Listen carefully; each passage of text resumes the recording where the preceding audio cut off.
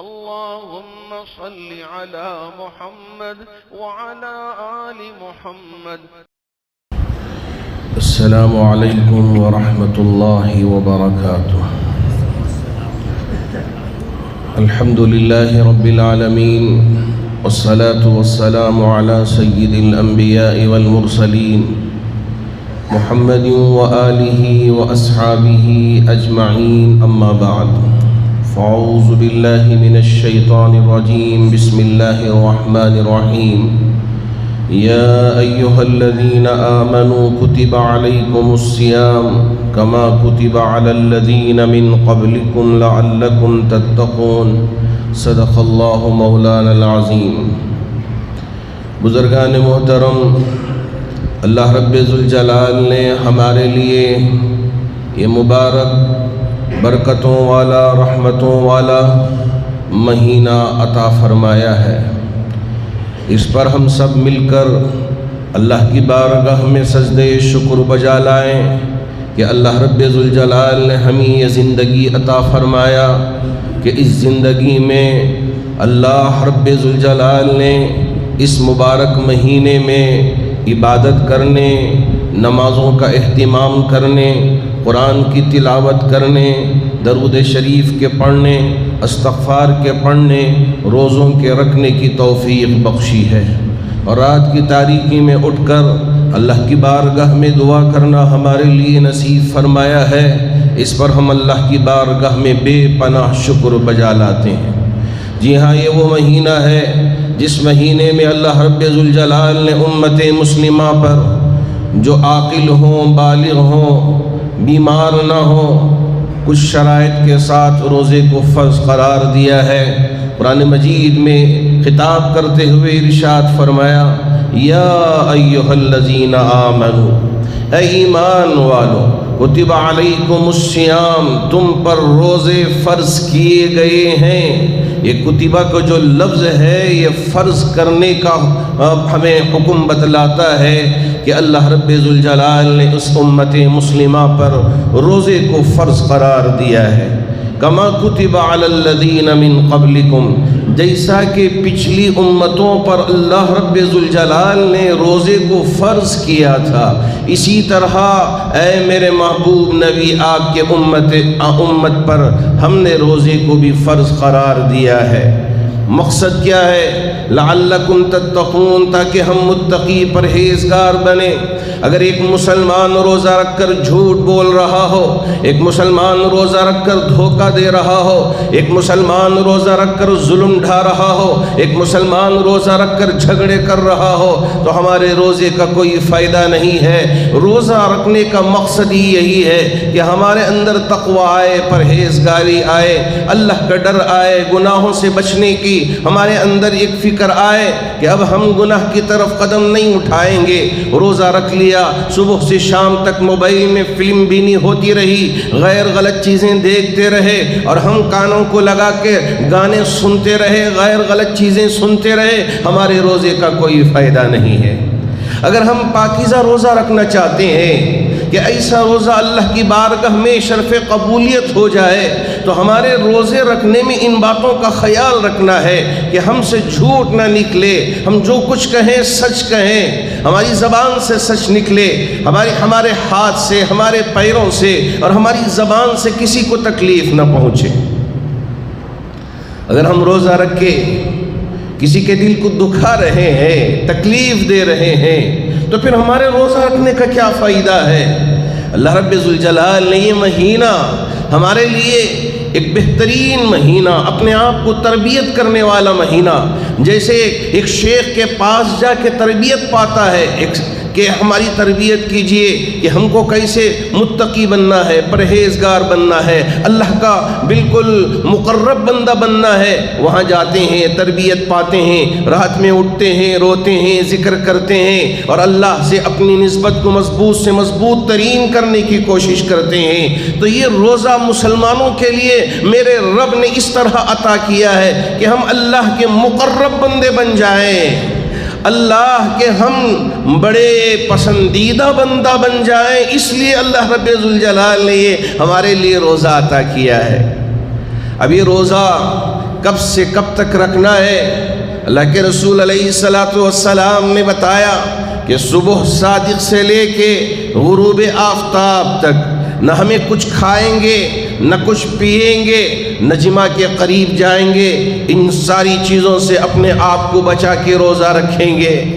بھوک لگتی ہے، پیاس لگتی ہے، گرمی شدت کی ہے، پیاس لگتی ہے، لیکن روزے سے ہیں، دل میں یہ خیال آتا ہے کہ اے میرے رب، تجھے راضی کرنے کے لیے میں روزہ رکھتا ہوں، روزہ رکھا ہوا ہوں، اس لیے میں یہ پانی کی طلب ہونے کے باوجود کہ ایک گھونٹ میرے اندر چلا جائے، لیکن میں اپنے ہونٹوں سے لگانے کے لیے تیار نہیں، اپنے روزے کو خراب کرنے کے لیے تیار نہیں۔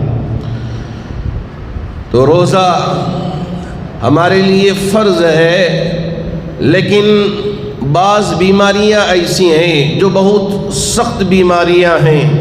ڈاکٹروں نے مریض سے یہ کہا ہے، ایک نہیں دو تین ڈاکٹر سے مشورہ کرنے کے بعد اس نتیجے پہ پہنچے کہ ہم روزہ رکھ نہیں سکتے، اگر روزہ رکھیں گے تو جان کا خطرہ ہے۔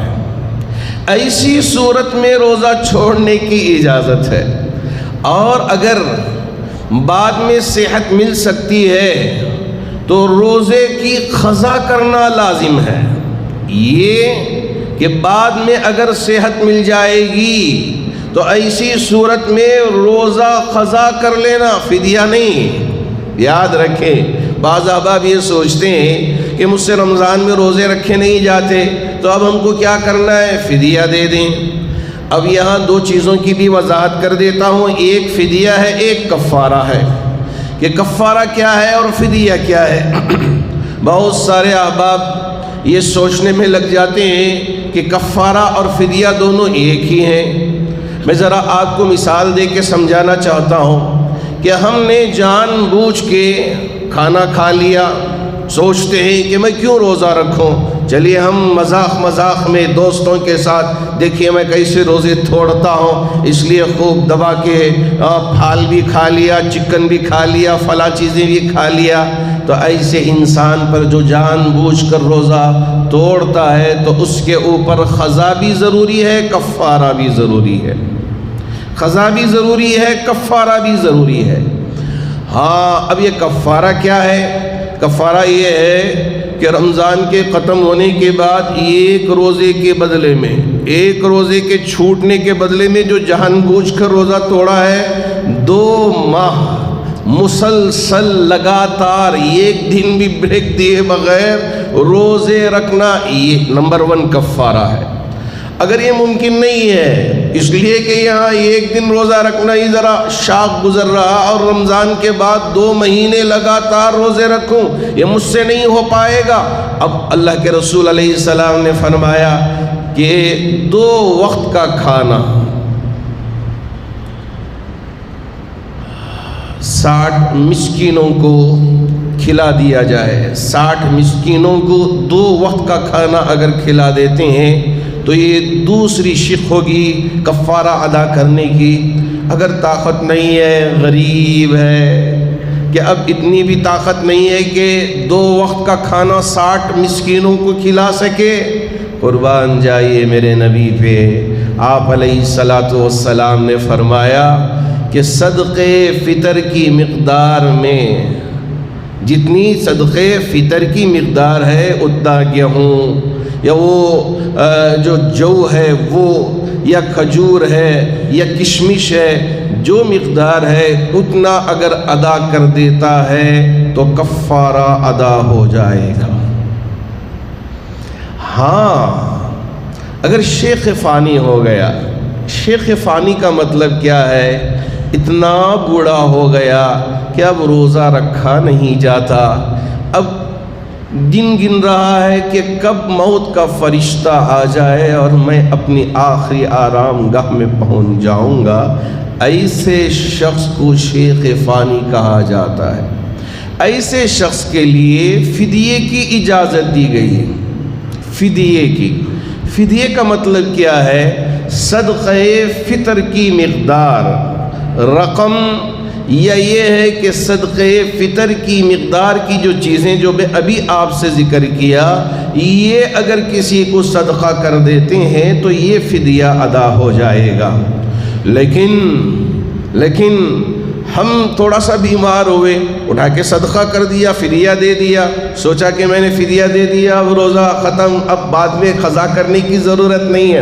نہیں، یاد رکھیں، اگر ایسی بیماری آ گئی کہ ایک دم شدت سے بخار آ گئی، ڈاکٹر نے کہا کہ پریشانی ہے، اب آپ روزہ توڑ دیں تو روزہ چھوڑ دیں، اور بعد میں چاہ کر رمضان کے ختم ہونے کے بعد جتنے روزے چھوٹ گئے ہیں اس کی قضا ضروری ہوگی، اس کی قضا ضروری ہوگی۔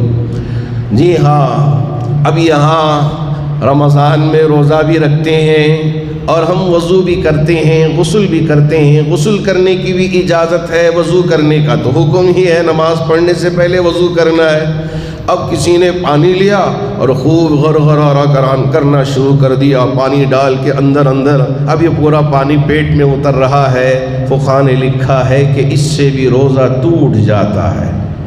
اس لیے وضو کے وقت میں کلی کرنے میں ذرا بہت احتیاط کریں، ایسا نہ ہو کہ پانی اندر پیٹ میں چلا جائے تو ہمارے روزہ ٹوٹ جانے کا امکان ہے۔ اس لیے ہم ان ساری چیزوں کا اہتمام کریں جس سے ہمارا روزہ باقی ہو۔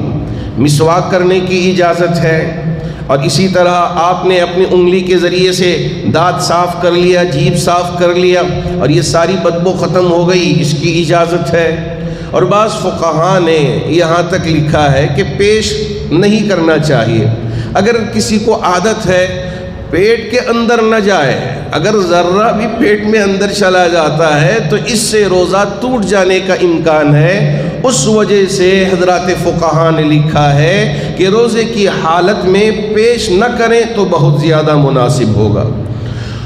اور بہت زیادہ بخار آ گئی، ڈاکٹر صاحب نے کہا کہ بھائی اب آپ کے لیے انجیکشن لگانا ضروری ہے یا ڈرپس لگانا ضروری ہے، تو حضرات فقہاء نے لکھا ہے کہ روزے کی حالت میں انجیکشن لگایا جا سکتا ہے، اور یہ جو ڈرپس لگاتے ہیں اس کی بھی اجازت ہے۔ دارالعلوم دیوبند کا فتویٰ ابھی میں دیکھ رہا تھا تو اس میں لکھا ہوا ہے کہ اگر ڈرپس لگانے کی بھی ضرورت پیش آئے تو روزے کو بچایا جا سکتا ہے، اور ڈرپس کے ذریعے وہ بیماری کو، اس لیے کہ اس کے ذریعے انجیکشن، ہاں اگر ڈرپس لگانے کا مقصد یہ ہو کہ بدن میں طاقت آ جائے، اس وجہ سے اگر کوئی ڈرپس لگاتا ہے تو اس کو مکروہ قرار دیا گیا ہے، بالکل مناسب نہیں ہے کہ اپنے بدن میں طاقت آ جائے اس لیے میں ڈاکٹر کے پاس جا کے ذرا ڈرپس لگا کے اپنے بدن میں طاقت لے کے آتا ہوں، اس کی اجازت فقہاء نے نہیں دی ہے۔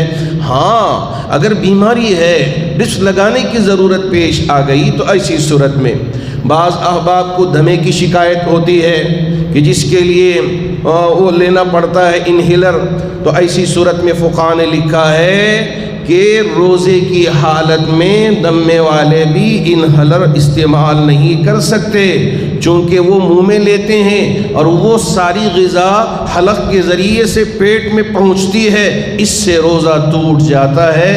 تو جو دمے کے بیمار ہیں ان کے لیے بھی یہ حکم دیا گیا کہ روزے کی حالت میں آپ انہیلر نہیں لے سکتے، آپ کو ذرا احتیاط سے روزہ رکھنے کی بات کہی گئی ہے، تو احتیاط کے ساتھ روزہ رکھا جائے۔ ابھی یہاں ہمارے ملکوں میں ذرا فرق ہو جاتا ہے کہ سعودی عرب میں ایک دن پہلے روزہ شروع ہو جاتا ہے، اور ہندوستان میں اور دوسرے ملکوں میں ایک دن بعد روزہ شروع ہوتا ہے۔ اب یہاں ہم رہے 15 دن، اب اس کے بعد ہم گئے سعودی عرب عمرہ کرنے کے لیے یا ملازمت کرنے کے لیے یا کسی اور کام کے لیے۔ اب ہمارا جو روزہ ہوگا وہ سعودی عرب کے حساب سے ہوگا۔ حضرات فقہاء نے لکھا ہے ذرا توجہ سے سننا، نیند کی حالت میں یا ادھر ادھر توجہ کر کے نہ سنیں، اس لیے کہ بڑے مسائل ہیں، ان کو آپ سمجھنے کی کوشش کریں اور توجہ سے سننے کی کوشش کریں۔ اب یہاں کوئی ہندوستان میں تھا، اب عمرے کے لیے اخیر کے 10 دن میں یا 15 دن میں سعودی عرب پہنچا، اب وہاں 29ویں شب میں چاند عید کا نظر آ گیا، اب اس کے حساب سے اس کے 28 روزے ہوں گے، تو اب یہ سوچنے لگا ارے میں تو ہندوستان سے آیا ہوں، میرے 28 روزے ہوئے ہیں، 29 روزے کم از کم رکھنا ہوگا یا 30 روزے رکھنا ہوگا، اب یہ 28 روزے یہ کیسے؟ حضرات فقہاء نے لکھا ہے کہ جہاں ہوں گے وہاں کا اعتبار ہوگا، آپ اس کے حساب سے عید کرنا آپ پر لازم ہوگا۔ ہم شریعت کے پابند ہیں۔ مثال کے طور پہ ہم یہاں تھے، سورج غروب ہونے میں بڑا وقت تھا، لیکن ہوائی جہاز سے اوپر پہنچ گئے، اب آسمانوں میں ہیں، وہاں بتلایا گیا کہ اب سورج غروب ہو گیا ہے، تو اب آپ جہاں رہتے تھے اس کا اعتبار کیے بغیر جہاں ہیں جس مقام پہ ہیں اس کا اعتبار کر کے روزے کو کھول لینا ہوگا۔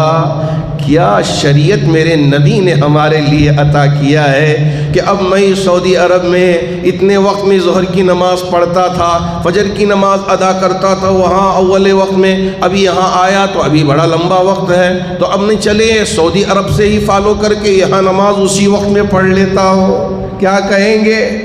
ارے بھائی جہاں ہو، جس جگہ میں ہو اس جگہ کا اعتبار ہوگا، یہ نہیں کہ ہم وہاں ہوں گے تو ہمارا وہ اعتبار، یہاں رہیں گے تو وہی اعتبار، یہ ہرگز نہیں ہے۔ جہاں جس مقام پہ ہم رہتے ہیں وہاں کی جو حالت ہوگی اسی کا اعتبار ہوگا۔ اس کا آپ ہرگز یہ ارادہ نہ کریں کہ میں سعودی عرب سے ہوں، اب یہاں ہوں تو ایک دن پہلے روزہ شروع کر لیتا ہوں، چلیے کیا ہوگا، اور اس کے بعد 30 پر 1 روزے بھی ہو جاتے ہوں تو کوئی حرج نہیں ہے۔ نا نا نا نا، شریعت نے ہم کو پابند بنایا ہے جس مقام پہ ہم رہتے ہیں وہاں۔ آپ کو ذرا یہ بات بھی واضح کر دوں، اللہ کے رسول علیہ السلام کے زمانے میں ذرا دور دراز علاقے ہوتے تھے، وہاں چاند کی خبر نہیں ہوتی تھی، وہ ایک دن بعد شروع کرتے، اللہ کے رسول علیہ السلام ان کے لیے اجازت دے دیتے کہ آپ جب چاند دیکھیں تو روزہ شروع کریں، اور جب چاند دیکھ لیں تو روزہ ختم کر کے عید کر لیں۔ صوموا لرؤیتہ وافطروا لرؤیتہ، چاند دیکھ کے آپ روزہ شروع کر لیں، چاند دیکھ کے آپ روزہ چھوڑ دیں۔ یہ نہیں ہے کہ اب روزہ نبی نے اس دن شروع کیا ہے، اب میں اس دن روزہ شروع نہیں کیا تو کیا ہوگا، میرے روزوں کا کیا ہوگا، میرا ایک روزہ نبی کے روزے سے ذرا پیچھے ہو گیا۔ ہرگز پریشان ہونے کی ضرورت نہیں ہے، میرے نبی نے ہمارے لیے یہ اختیار دے دیا کہ جس مقام پہ آپ رہتے ہیں اس مقام کا اعتبار کرتے ہوئے آپ روزہ رکھ لیں۔ جی ہاں، روزے کی حالت میں سگریٹ پینا یا روزے کی حالت میں پان کھانے کی عادت تھی یا پان پراگ کھانے کی، یہ کسی چیز کی اجازت نہیں ہوگی۔ نہ سگریٹ پی سکتے ہیں، نہ پان کھا سکتے ہیں، نہ پان پراگ کھا سکتے ہیں۔ یہ تو وہ ساری چیزیں ہیں جن سے ہمیشہ بچنا چاہیے، اس لیے کہ یہ سب کے سب اچھی عادتیں نہیں ہیں، ان سے پرہیز کرنا چاہیے۔ جتنی نشہ آور چیزیں ہوتی ہیں ان ساری چیزوں سے ہمیشہ انسان کو بچنا چاہیے تاکہ وہ صحت مند رہے، ان ساری چیزوں سے اپنے آپ کو بچا کے رکھے۔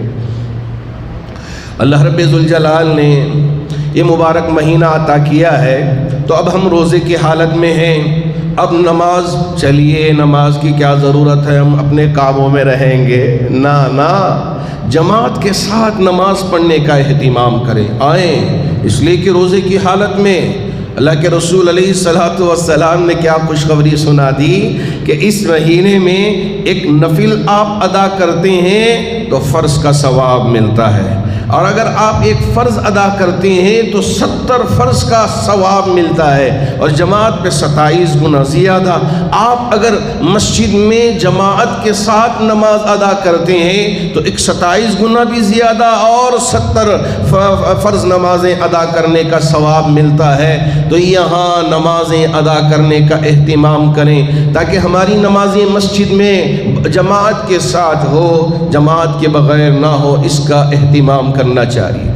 اور رمضان میں خاص طور پہ تراویح پڑھی جاتی ہے۔ بہت سارے آبا بھی سوچتے ہیں کہ بھئی قرآن سننا سنت تو ہے، اگر چھوڑ دیں تو کیا ہوگا، کھڑا نہیں جاتا۔ ذرا جلدی جلدی حافظ صاحب پڑھ لیں اور ختم کر دیں تو بہت اچھا ہوگا۔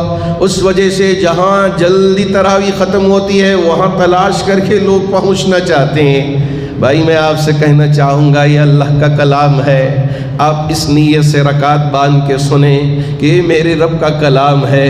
جیسے میرے نبی نماز پہ کھڑے ہو کے ٹہر ٹہر کے پڑھتے تھے، حافظ صاحب بھی اسی طرح پڑھیں اور ہم بھی اسی سکون کے ساتھ قرآن کو سننے والے بنیں۔ اگر یہ احساس دل میں آ جائے، ہمارے کھڑنے میں کسی طرح کی کوئی دقت پیش نہیں آئے گی، کوئی تکلیف نہیں آئے گی۔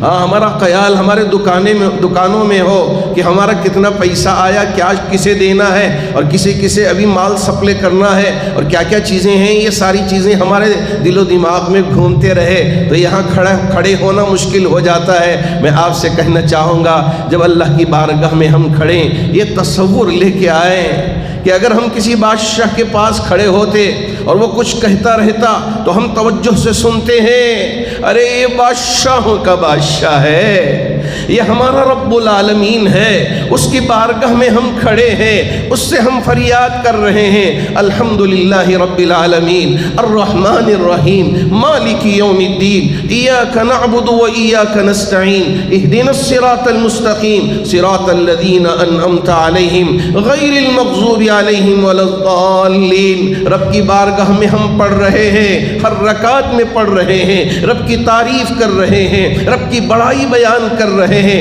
اس کی ہی عبادت کرنے کا ہم عزم کر رہے ہیں اور یہ اسے کہہ رہے ہیں کہ ہم تیری ہی عبادت کرتے ہیں، ہم کسی اور سے مدد نہیں مانگتے، ہم تجھ سے ہی مدد مانگتے ہیں۔ کیا مزہ آئے گا جب یہ تصور کر کے ہم نماز پڑھتے ہیں کہ میرا رب میری نماز کو سن رہا ہے، میرے پڑھنے کو سن رہا ہے۔ آپ یہ نہ سوچیں کہ رب اس کے طرف اگر توجہ کر لے تو میرے طرف توجہ نہیں ہوگی۔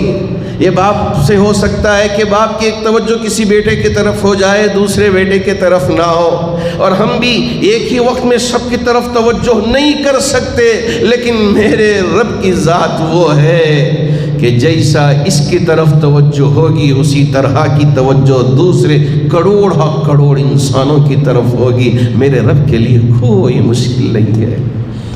بندہ یہاں دعا کرتا ہے، یہاں نماز پڑھتا ہے، یہاں عبادت کرتا ہے تو اللہ رب ذوالجلال اس کی عبادت کو سنتے ہیں اور اس کی طرف متوجہ ہوتے ہیں۔ جی ہاں، یہ نہ سوچیں میں تو کوئی خاص بندہ نہیں ہوں، میں تو بڑا گنہگار ہوں، کہاں میرا رب میری طرف مائل ہوگا، کہاں میری طرف توجہ دے گا۔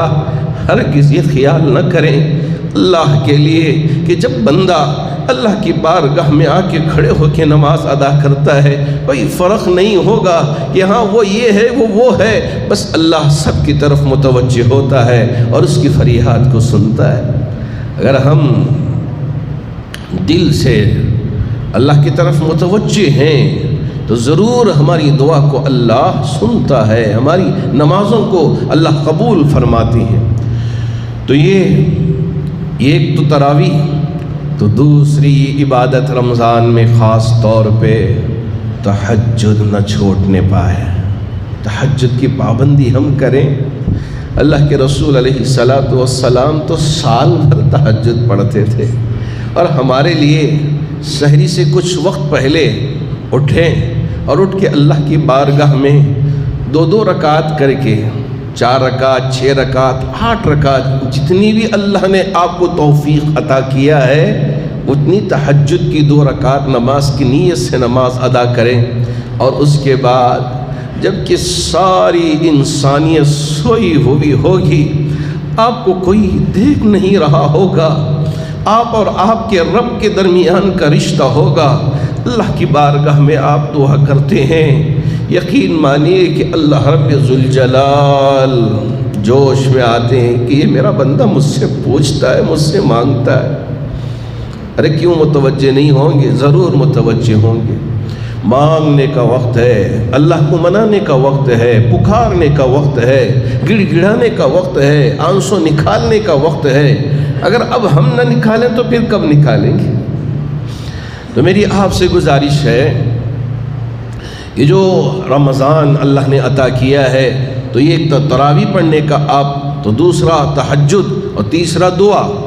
اور بعض احباب رات میں ہی کھا کے سو جاتے ہیں، چلیے اب سحری کے لیے کون اٹھے گا، رات دیر تک 1 گھنٹے 2 گھنٹے تک جاگنا ہوتا ہے، اب فجر کی نماز کہاں سے پڑھیں گے، اب اس لیے رات میں ہی کھا کے سو جاتے ہیں اور صبح 9 بجے 10 بجے اٹھ کے ملازمت پر یا اپنے کام کاج پر چلے جاتے ہیں۔ میرے نبی علیہ الصلاۃ والسلام نے فرمایا سحری کے کھانے میں برکت ہے، اور یہ رات کے کھانے کو سحری نہیں کھا جاتا بلکہ صبح صادق سے پہلے۔ آج کل ہمارے یہاں چارٹ آ گیا ہے کہ 5 6 5 8 جو بھی وقت بتایا گیا ہے اس سے 5 منٹ پہلے 10 منٹ پہلے آپ سحری ختم کر لیں تو یہ بہت ضروری ہوگا۔ بعض احباب سوچتے ہیں کہ اذان مسجد سے ہو جب جا کر ہی ہمارا سحری کا وقت ختم ہوتا ہے، آخری اذان کا لفظ ختم ہونے تک خوب کھاتے رہنا ہے، یہ لوگ سمجھ جاتے ہیں، اس لیے انتظار میں رہتے ہیں کہ مؤذن صاحب اذان کب دیں اور اس کے بعد ہم جلدی جلدی کھاتے رہیں۔ نا آپ یہاں اس وقت ماشاء اللہ سائنس ٹیکنالوجی اور ہمارے یہ سارے علوم اس وقت ہمارے سامنے آ گئے ہیں۔ حضرات علماء نے فقہا نے مکمل چارٹ تیار کر کے آپ کے حوالے کر دیا، ٹائم دیکھیں اور اس سے 5-10 منٹ پہلے سحری ختم کر لیں۔ ہاں اگر کسی دن سحری کے لیے اٹھے نہیں، اب صبح صادق ہو گئی یا سوتے سوتے کبھی کبھار 9 گھنٹے ہو گئے، تو زوال سے پہلے نصف النہار کا لفظ ہے حدیث میں، زوال سے پہلے بھی اگر آپ نے نیت کر لی کہ میں روزہ رکھتا ہوں تو آپ کا روزہ ہو جائے گا۔ نیت کرنے کا مطلب یہ نہیں ہے کہ سحری کے ختم ہونے کے بعد آپ اپنی زبان سے کہیں کہ اے اللہ میں تیری بارگاہ میں روزہ رکھتا ہوں، صرف دل میں نیت کر لیا کہ اللہ جو روزے آپ نے فرض قرار دیے ہیں میں وہ روزہ رکھ رہا ہوں، نیت ہو گئی، سحری کر لیا، اب روزہ شروع ہو گیا۔ ہاں اگر زبان سے بھی کہہ لیتا ہے تو بہت اچھی بات ہے، جو الفاظ لکھے گئے ہیں ان الفاظ کو آپ یاد کریں، یاد کر کے آپ اسے پڑھ لیتے ہیں تو بہت اچھی بات ہوگی۔ اور اس کے بعد افطار بھی کرنا، بعض لوگ سوچتے ہیں کہ بھئی بعد میں چل کر کھا لیں گے، اسی وقت میں کھجور کھائیں یا پانی پئیں، کیا ضروری ہے بعد میں کھائیں گے؟ نا میرے نبی نے فرمایا کہ آپ صبح سے لے کے اب تک بھوکے اس لیے رہے کہ آپ کے رب نے آپ کو حکم دیا تھا کہ آپ بھوکے رہیں پیاسے رہیں اللہ کے لیے۔ اب اللہ آپ کو یہ کہہ رہا ہے کہ اب آپ کا روزہ یہاں ختم ہوا، اب آپ کھجور سے یا پانی سے افطار کر لیتے ہیں۔ میرے نبی سے دونوں باتیں ثابت ہیں، کبھی آپ کھجور سے روزہ افطار فرماتے تو کبھی آپ پانی سے روزہ افطار فرما لیتے تاکہ سہولت ہو، جو چیز بھی میسر ہو اس سے افطار کر لیں۔ ہاں افطار کرنے سے پہلے میرے نبی نے فرمایا کہ یہ دعا کی قبولیت کا وقت ہے۔ اور سارے احباب میں دیکھتا ہوں کہ بھئی کھانے کے لیے کیا ہے، وہ جمائیں یہ جمائیں، خوب کھا کے اتنے ڈکار کے تراویح بھی پڑھی نہیں جاتی۔ میں آپ سے کہنا چاہوں گا بھئی اتنا کھائیں کہ نماز کے پڑھنے میں مشکل نہ ہو۔ ہاں ایسا نہ ہو کہ خوب جمع کے بھئی وہ بھی لائیں جمع کر لیں، وہ بھی لائیں جمع کر لیں۔ آنچے در گھسیٹ کا مقولہ بڑا مشہور ہے، جو بھی ملے گھسیٹ کے رکھ لیں، کھاتے ہوں نہ کھاتے ہوں، ایسا ہرگز نہ کریں۔ جتنا کھایا جاتا ہے تھوڑا، اب ایسا نہ ہو کہ جیسا کہ ایک باپ نے اپنے بچے کو بڑا نصیحت کیا تھا کہ دعوت کو جا رہے ہیں اچھا کھا کے آنا، اب بچہ تھوڑی دیر کھاتا پانی پیتا، ایک گھونٹ کھاتا پانی پیتا، اب اس کے بعد دعوت سے آیا سوچ ایک زور سے مارا۔ بچے نے پوچھا کیوں مارے؟ تو بیٹے نے کہا کہ کیوں مارے؟ باپ نے کہا میں تو تجھے کھانا کھانے کے لیے لے کے گیا تھا، پانی پینا تھا تو گھر میں پی لیتا، دعوت میں بیٹھ کے پانی کیوں پی رہا؟ تو اب اس بچے نے کہا میں ذرا برابر کر رہا تھا، پیٹ کا لیول کر کے پھر دوبارہ ڈال رہا تھا، لیول برابر کر رہا تھا۔ پھر ایک اور مار کے کہا ارے مجھ سے کیوں نہیں کہا، بیٹے نے پوچھا کہ کیوں پھر دوبارہ مار دیا؟ تو باپ نے پھر کہا مجھ سے بھی کہتا تو میں بھی ذرا لیول برابر کر کے اور ذرا اتار لیتا۔ اگر ہم افطار کے وقت میں یہ کام کر لیتے ہیں تو یہ مناسب نہیں ہے کہ ہاں اتنا کھائیں کہ ہمارے نماز پڑھنے میں کسی طرح کی کوئی پریشانی نہ ہو، دقت نہ ہو۔ ڈکار آ رہے ہیں، کھٹے کھٹے ڈکار، سحری کے وقت میں بھی خوب دبا کے کھا لیا، نہ اتنا کھائیں کہ جس سے ہمارا روزہ آرام سے گزرے۔ یہ ان ساری چیزوں کا لحاظ رکھنا ضروری ہے، اور جو افطار کے وقت کی جو دعا ہے وہ اللہ کی بارگاہ میں ضرور قبول ہوتی ہے۔ تو وہاں آپ یہ سارے انتظامات میں لگے بغیر پہلے ہی کر لیں، اس کے بعد دعا میں لگے رہیں۔ یہ دعا مانگنے کا وقت ہے، دعا کی قبولیت کی گھڑی ہے، اس لیے خوب اہتمام کے ساتھ دعا کریں۔ اللہ کرے کہ اللہ رب ذوالجلال یہ جو مبارک مہینہ ہمارے لیے عطا کیا ہے، پورے انہماک کے ساتھ، جوش کے ساتھ، جذبے کے ساتھ۔ بعض احباب شروع رمضان میں 2-4 دن بہت جذبے سے آتے ہیں تراویح کے لیے، اب اس کے بعد ایسا رخصت ہوتے ہیں کہ پھر 27ویں کو ہی وہ رمضان کے لیے مسجد میں آتے ہیں۔ میں ان احباب سے بھی گزارش کرنا چاہوں گا، بھائی ایسا ظلم نہ کریں اپنے آپ پہ۔ اللہ نے موقع دیا ہے، آپ روزانہ تراویح کے لیے آئیں، نمازوں کے لیے آئیں اور عبادت کے لیے آئیں۔ یہاں آ کے آپ قرآن کی تلاوت کریں، ذکر کریں، درود شریف پڑھیں، روزے کی حالت میں درود شریف پڑھتے رہیں۔ استغفر اللہ ربی من کل ذنب وخطیئۃ واتوب الیہ، آپ اسے پڑھتے رہیں۔ اور کبھی کبھار سبحان اللہ سبحان اللہ سبحان اللہ، الحمدللہ الحمدللہ الحمدللہ، اللہ اکبر اللہ اکبر اللہ اکبر، یہ ذکر آپ کی زبان پہ جاری ہو۔ یہ نہ ہو کہ روزہ رکھ لیا صرف بھوکے رہ گئے، کچھ زبان آپ کی ذکر نہیں کر رہی ہے تو پھر ہمارے روزے میں وہ مزہ نہیں آئے گا، نورانیت آئے۔ یاد رکھیں کہ یہ روزے دار جب روزہ رکھتا ہے تو میرے رب نے وہاں باب الریان بنا کے رکھا ہے۔ جنت میں روزے داروں کے لیے ایک خاص دروازہ، یہاں بڑے جذبے سے روزہ رکھا تھا، وہاں جنت میں کھڑے ہوئے فرشتے پکار پکار کے کہیں گے ارے بھائی دنیا کے اندر تم روزے رکھتے تھے، آؤ تمہارے لیے یہاں یہ دروازہ ہم نے خاص تیار کر کے رکھا ہے، اس دروازے سے آپ جنت میں داخل ہو جاؤ۔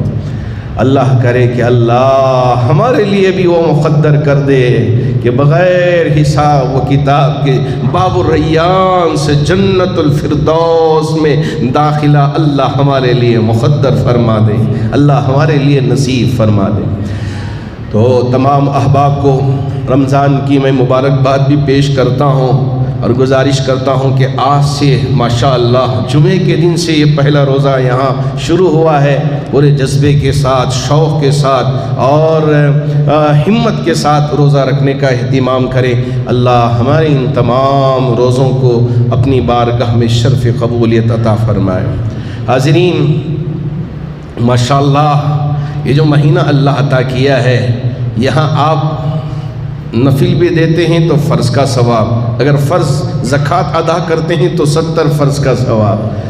تو ماشاءاللہ اپنی زکوٰۃ کے ذریعے شروع ہی سے ہمارے جو طلباء یہاں تعلیم پاتے ہیں ان کی کفالت لینے کا اہتمام کریں۔ بنی گپا میں دارالقرآن میں حفاظ طلباء ماشاءاللہ تعلیم میں لگے ہیں۔